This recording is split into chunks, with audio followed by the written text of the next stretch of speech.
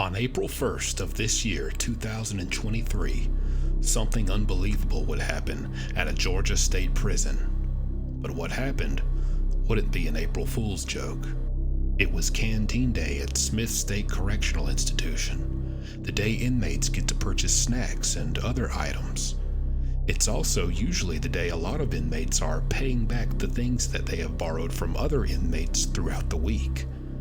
And so, several inmates were coming to the cell of 71-year-old Anthony Zeno and 52-year-old Tommy Pickren to collect what Zeno owed. The problem was, when they got there, Zeno was nowhere to be found. His cellmate, Tommy, informed the inmates that during the middle of the night, Zeno had been taken out by the prison staff and transferred to a medical center due to an emergency he had had. And when the inmates heard this, they peeked inside of the cell, and sure enough, there was only one mattress, a sure sign that an inmate had in fact been removed. Next day, inmates who were passing by would notice a smell coming from Tommy's cell.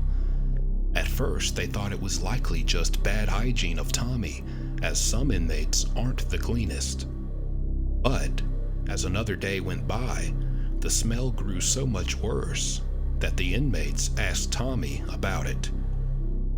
Tommy said it was due to Zeno and the medical emergency he had had. Whatever had happened to Zeno had caused him to defecate all over the cell and on some of the other items in it. Tommy said he had thoroughly cleaned it, but it would probably take a few more cleanings before the smell went away. After several more days, the smell had become unbearable. A correctional officer doing a routine lap around the cell block asked Tommy about the smell. Tommy told the officer the same story about Zeno from start to finish that he had told everyone else. When the officer radioed his higher rank coworker, he was informed that not only is there no record in the system of Zeno being transported to an outside medical center, but that Zeno should be in his cell right now. The officer conducted a search of the cell, and what he found was horrifying.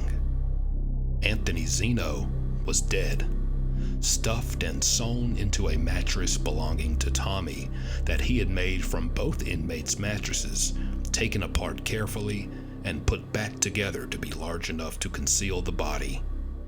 The coroner later stated that he had to use 2 body bags to carry out Zeno due to how much decomposition and fluid leakage there was of the body.